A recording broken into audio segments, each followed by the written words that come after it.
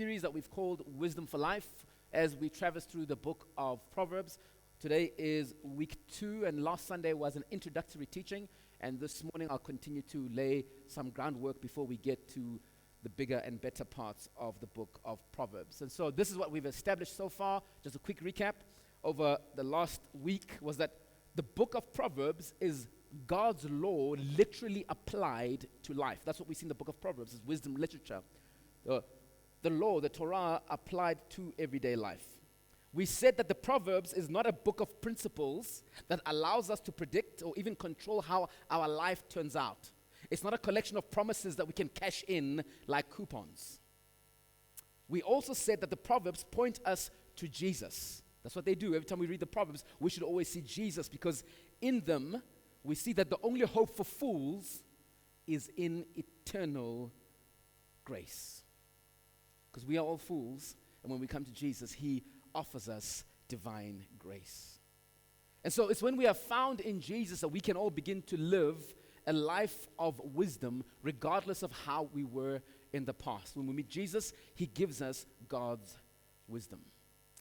And so I'm sure that as you've been reading the book of Proverbs, because we are studying it, you've realized that the style is different from the New Testament letters, from the book of Acts that we have been studying and will go back to at some point, that this book is very different. It's what I would say, it's a book that's written in a witty, clever way. It's quick bursts of energy, kind of like when you're in a boxing ring and all of a sudden the guy hits you with an uppercut. This is what the book of Proverbs is like. As humans, we use different forms and styles of language to convey certain information. If you think about it, sports fans, when they go watch their team, they don't speak to you in prose about how much they like their team, right? It tends to be ecstatic language, shouting, that's what we would say. They are excited about their team. Political leaders have been lauded for their rhetorical skills. There's a man by the name of Martin Luther King. I'm sure you'll be familiar with him. And he had a sing-song style of speaking, especially when the crowd was getting behind him. And he says things like, I have been to the mountain. Because he was trying to convey emotions to those whom he was speaking to. Or our former president, Nelson Mandela, who was very emphatic in his use of language to kind of say, I am old, but I need you to listen to me now. For my generation, or when I was growing up, rap and spoken word is what made us move. The lyrical genius combined with the beats in the background is what really got us to pay attention. Because when you listen to hip-hop or rap, you understand this. You can drop the smoothest line concerning love, and at the same time, ice-cold hate towards your enemies, all within the same beat. If you can look up on the screens, I just want to hit you with a couple of lines from a tribe called Quest. I won't try rap it. My rap voice is gone many years ago. I'll just kind of read it. It says, yo, microphone check 1, 2. What is this? The 5-foot assassin with the roughneck business. I float like gravity, never had a cavity. I got more rhymes than the Winans got family. I never half-step because I'm not a half-stepper. Drink a lot of soda, so they call me Dr. Pepper. You see, rap and spoken word is playing with words such that the hearer can identify and be moved by that which they are hearing. The book of Proverbs adapts a similar kind of literary style. It's emotive words. They force the hearer to imagine what has been said. And not only just to imagine, but to begin to participate in that which the writer is trying to say to you. Those of you who understand what genres are would call this poetry. You see, poetry employs a bunch of techniques, but some of the most obvious are vivid imagery, repetition, parallelism, to drive home a point to the reader. Of all the techniques that we find in poetry, Hebrew poetry, especially in the book of Proverbs, uses 2: parallelism and contrasts. In fact, the Hebrew word mashal or machal means comparison. So we could say that the book of Proverbs is a book of comparisons and contrasts. Up on the screen, there's Proverbs 19 and 16 as an example. Listen to the first line. The one who keeps commands preserves himself. So, good for you. And the very next line says, one who disregards his ways will die. These are how the Proverbs come, in contrast. However, I need you to understand that Hebrew poetry is very different from English poetry. It doesn't rhyme or have regular rhythm. So, for example, in English poetry, you might see prose. In Hebrew, there's a lot of parallelism, as we've said. Proverbs 1 and 2, he says, for learning about wisdom and instruction. And the very next line says, for understanding words on insight. The second line repeats what the first line said, but in a different manner. These are just some of the styles that we will see in the book of Proverbs. Now, I could get into a whole teaching on the styles and how you can notice them, but I know a guy who about 8 months ago, Luba, he was teaching us on someone, and he did a very good explainer on Hebraic poetry. So if you want to really delve into this topic, please speak to Luba. He will help you. Give him some coffee and you spend some time with him there. But the question would be, why do the writers of Proverbs employ poetry to write about God's law? Why don't they write like everybody else? See, poetry has a long tradition in human history. For many years, our ancestors on this continent and in Mesopotamia spent time writing our history and tradition through poetry for two reasons. Because poetry is easily remembered. So if you are told your history through poetry, you will always be able to recall it, but not only that, you'll be able to pass it on. That's why nursery rhymes work so well. It's something that you can quickly remember and teach to the next person. In fact, right here in our continent, when the poets were called, they were called to write as the historians were speaking.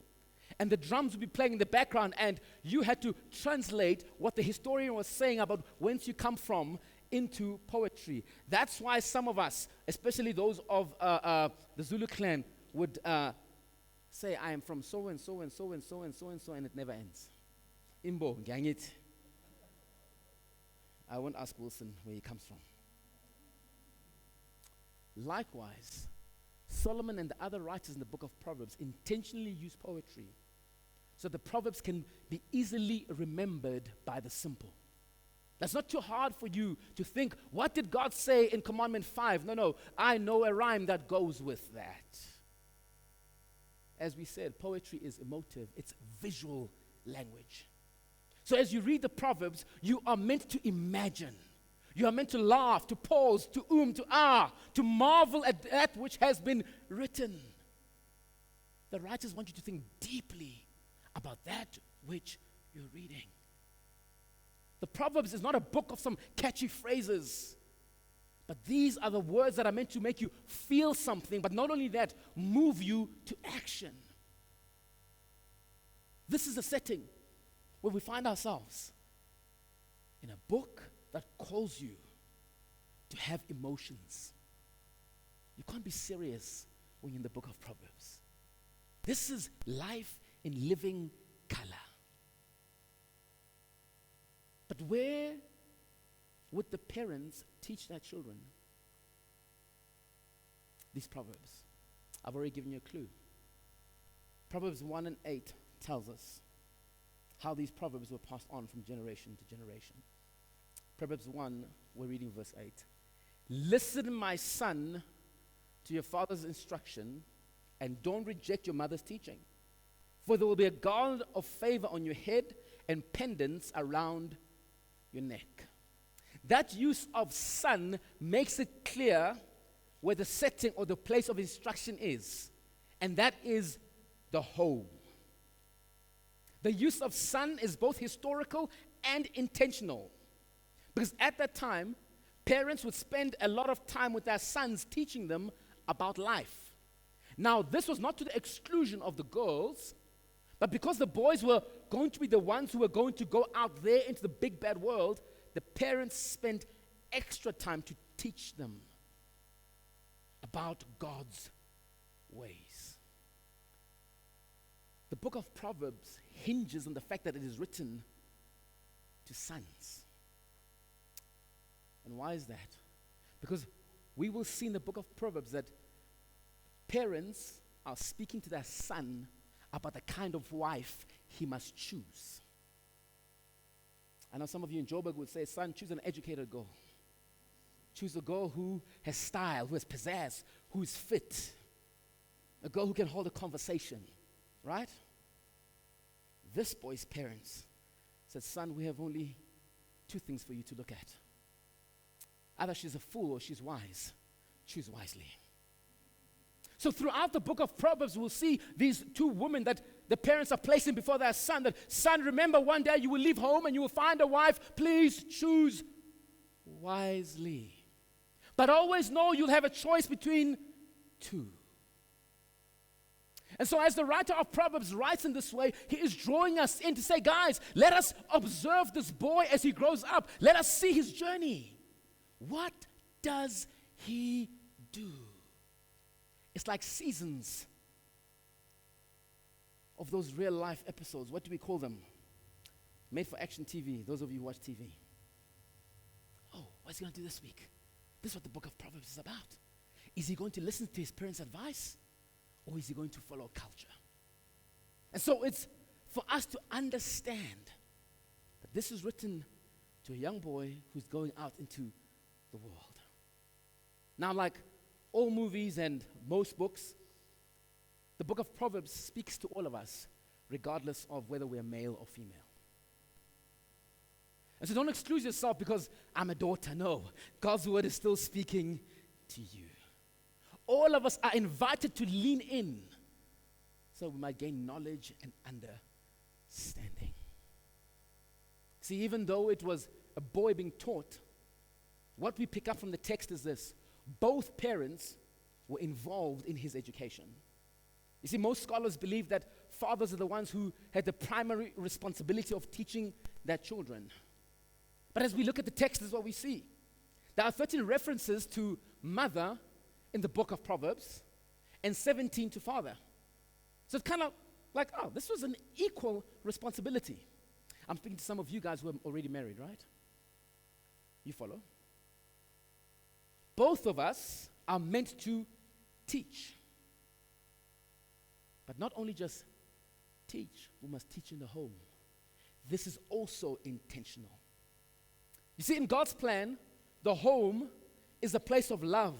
It's a place of affirmation, a place of information and protection. Instruction and information should be gathered at home, not left to the school or the iPad or friends. At home. But more on that later as we journey in the book of Proverbs. Back to verse 8, chapter 1, verse 8. Listen, my son, to your father's instruction, and don't reject your mother's teaching. That word there, listen, is not just kind of give an ear to what I'm saying to you. In the Hebrew, it says, pay careful attention to my words. Not only that, understand them at a deep level. So I'm going to teach you, then I'll ask you, do you understand? If you don't, onsal heral, until you understand. This is the same word that is used in Deuteronomy chapter number 6, verse 4. When Moses says, hear, O Israel, Yahweh is our God, Yahweh alone. That is Israel. You are only identified by one person, and that is God. So my son, make sure that you are clear about what I've said to you. Don't misunderstand me. Then he says, and don't reject your mother's teaching. Listen to your father's words. Don't reject your mother's teaching. That word there uses Torah, but it uses small t because Torah, capital, speaks for God. And so he's saying your mother's words are just as weighty as your father's words and just a little lower than God's words. So when this boy leaves home, he's been told to listen, he's been told to not ignore. He knew what was expected of him. You can't say, oops, I made a mistake. We were clear. And in as much as the parents' words to him are important, the son's response is equally significant. Because Solomon says to him, for there will be a garland of favor on your head and pendants around your neck. He says, young man, if you listen to your parents' words, there'll be like a crown on your head and a necklace around your neck. At that time, if you walked around the city gate with a necklace around your neck and a crown on your head, it showed that your parents were proud of you. You were a good son. So Solomon was saying, heeding your parents' words will be of benefit to you. This is instruction that his parents give him. And right after this instruction, we come across the first contrast in the book of Proverbs. From chapter number 1, verses 10 to 19, we find a group of people who are contrasted to those found in verses 22-33. Here's the truth about being a parent. You might teach your kids all that you know, a bunch of good things. But how many of you know that as soon as your kids walk out that door, everyone else will want to influence them? So the parents say, being aware of that, we won't only just teach you the good, we'll also warn you about the bad that's out there. And so they say, my son, if sinners entice you, don't be persuaded. Don't be persuaded. Now, I've got 2 kids, and I give them a lot of warnings. But despite my best warnings, my kids always ask me, Mama, Papa, how do you know those people are bad? You don't know they had bad intentions for me. Maybe they're just being friendly. And so anticipating such a question in the mind of a foolish child, the parents give him a sample of what bad people could say to entice him. Verse 11. If they say, these bad people, come with us, let's set an ambush and kill someone. Let's attack some innocent people just for fun. Let's swallow them alive like Sheol, whole like those who go down to the pit. We'll find all kinds of valuable property and fill our houses with plunder. Throw in your lot with us, and we'll share the loot. So from verses 11 to 14, we see the intention of these evil people. They desire to bring ruin and harm to others so that they might benefit. Now, even as we read the text, we know as adults that harm doesn't only come from physical violence, right? We know that saying that sticks and stones won't break may break my bones, but words will never harm me is just googly-goop, right? Because how many of you know that just our words can be used to scheme, manipulate, and sabotage other people? One poet I was reading says this about, he says, sticks and stones may break my bones, but words can also hurt me. Sticks and stones break only skin, while words are ghosts that haunt me. Note the plurals in verses 11 to 14. They say, come, be with us, let us, we will. This gang is using what we all know, peer pressure. Find a place to belong, man. You will be one of us, and we will wreak violence and vengeance on everybody else, and we will be at the top of the food chain. But immediately in verse 15 of our text, his father calls out again and he says, my son. Telling him that this is the place where you belong. In this family.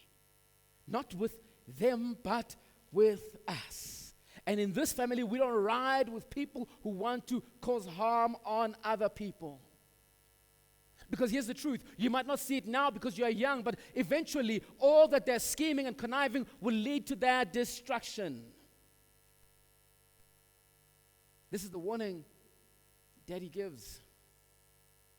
And then in a change of gears from warning, in verse 20, the parents give their son beautiful imagery, which stands in contrast to the gangs of the previous verses. Already it's a case of beauty against the gang. And the parents wrap their advice in the image of a woman, Lady Wisdom. And they're saying, son, wisdom, and they personify her as the kind of woman that their son must choose above all other things. As I studied the history of the book of Proverbs, I thought to myself, this is genius. Because nowadays we understand blended learning, right? How many of your children, don't be ashamed, just kind of put up your hand, will watch a cartoon or one of those things on Teletubbies, and very soon they're singing along to the songs, they're doing the actions. It's because their learning is not abstract. They are watching people sing and say things, and so they also want to join in. They're engaged with it. Now, I'm not advocating for your kids to go watch Teletubbies or anything like that, okay? But next time that they do, would you watch them? And watch their eyes. They're completely engrossed. They're transfixed by what's happening. And whether you like it or not, that is learning. Many times in traffic, I've stopped my car and a parent is singing along to a CD and they're singing baby songs. And I look and there's no baby in the car. It's just happened to me. Let's move on. So in a world without computers, these parents looked around and said, how can we do blended learning so that our children don't miss the mark? And so they give him something that he would understand. As I said earlier, one day you'll get married, so let's give you something that you will look at and recognize and see that this is how my parents have taught me. This is the kind of girl who is foolish. And what she wants to do is to lead you astray. She'll say, hey, let's go have fun. But always, always, that lands in destruction. But there's another kind of girl who might seem simple, but is wise in all her dealings. Choose that.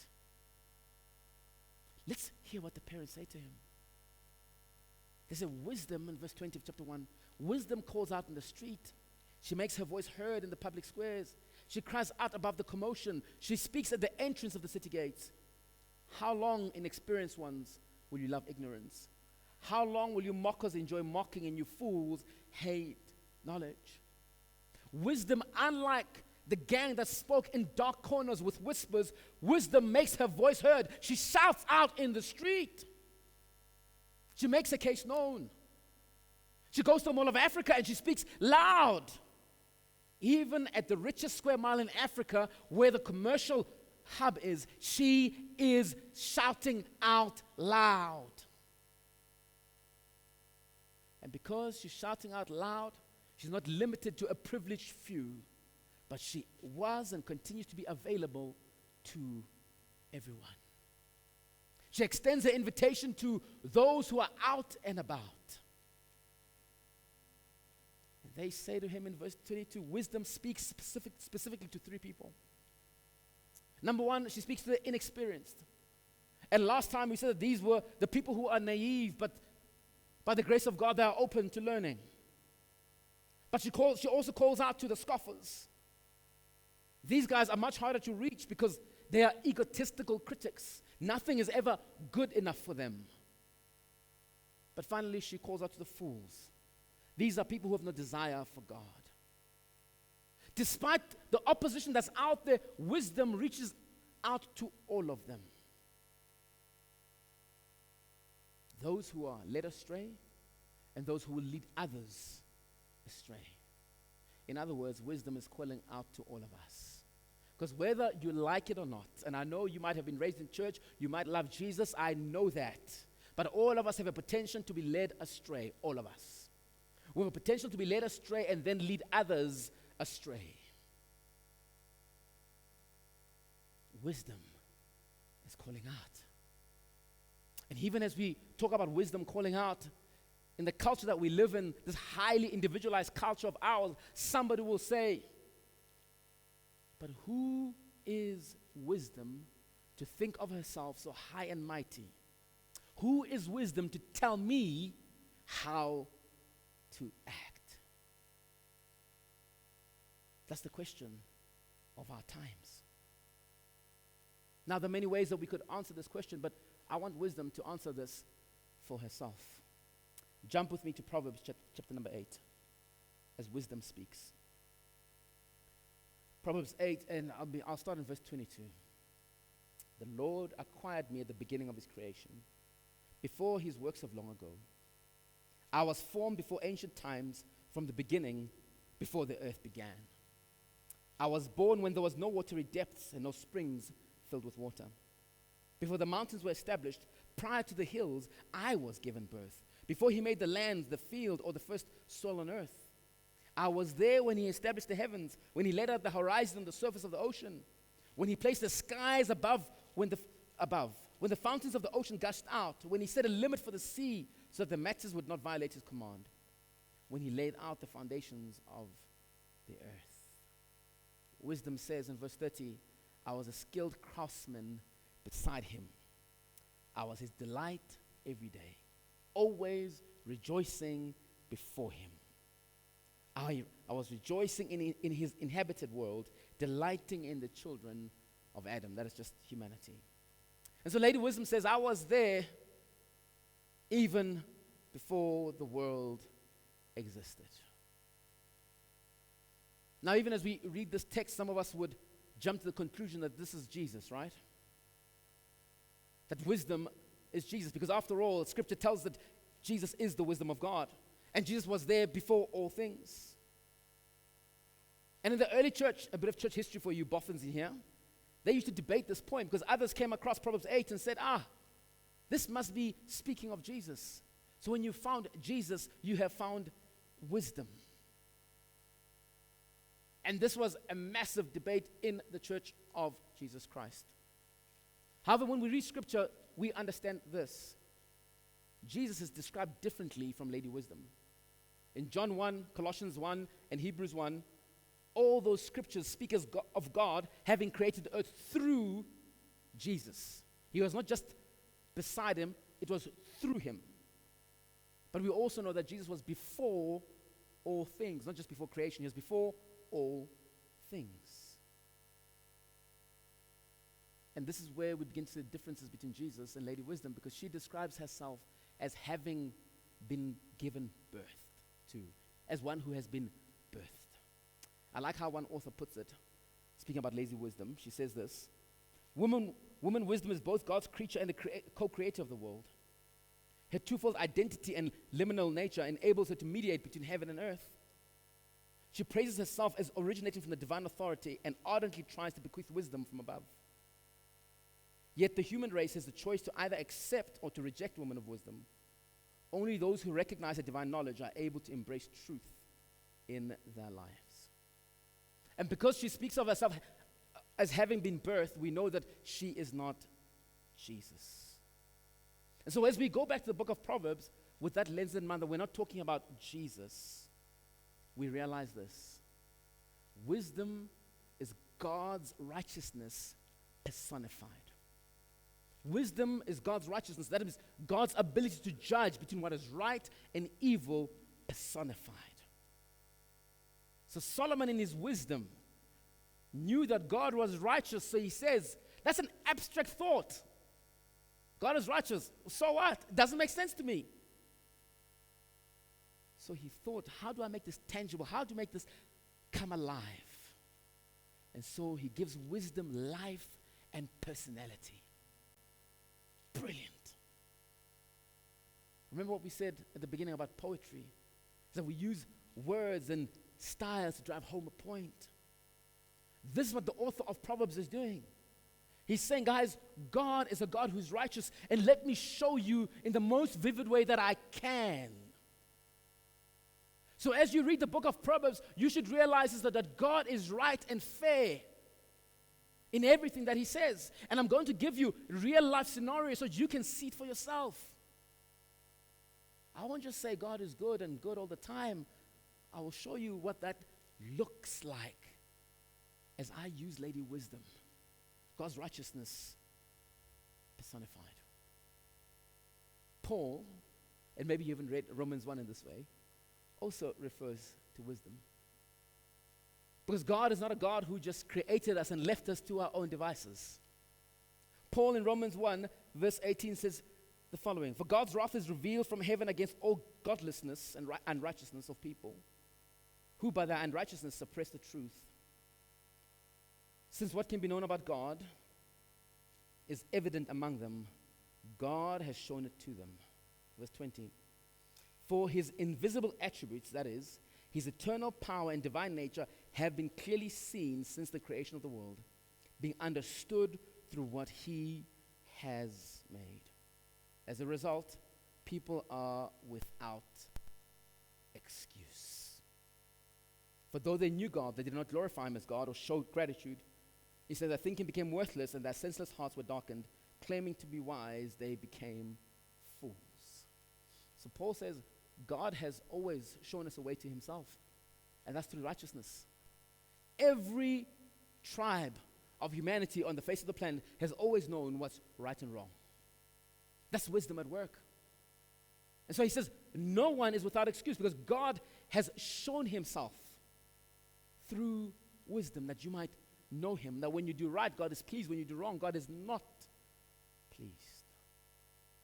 And so Paul says they desired simplicity over knowledge, scoffing over praise, foolishness over wisdom. So if we were to rightly understand who Lady Wisdom is, we could say that she's an attribute or a characteristic of God. Now, when we speak about a characteristic of God, we are not talking about the whole of God, but a part of who God is. A part that we as human beings can get to partake and participate in. Because God has put a part of who he is in all of us. We all know what justice and righteousness is. And because she's an expression of God's characteristic, her authority comes from the very courts of heaven. That is who Lady Wisdom is. Someone who leads us to God. And her authority comes from God. So she says finally, and I'm going back to Proverbs 8. And now sons, speaking to more than this one son, speaking to everyone, listen to me. Those who keep my ways are happy. Listen to instruction and be wise. Don't ignore it. Anyone who listens to me is happy. Watching at my doors every day, waiting by the posts of my doorway. For the one who finds me finds life and obtains favor from the Lord. But the one who misses me harms himself. All who hate me love death. All who hate me love death. Wisdom is given as a hook. It's not an end in itself, because she is always pointing us to God. Do you want a happy life? Embrace wisdom. Because she says, everyone who finds me finds favor with God and true life. When you find wisdom, you begin a relationship with Jesus Christ. This is what is being said. You see, Bazalwana, the writers of Proverbs engage us with emotive and vivid language. They want us to feel and see what it's like to pursue God. They want us to think deeply about wealth and poverty, about diligence and laziness, reward and punishment, family and love, and how all those intersect with the relationship that you have with God.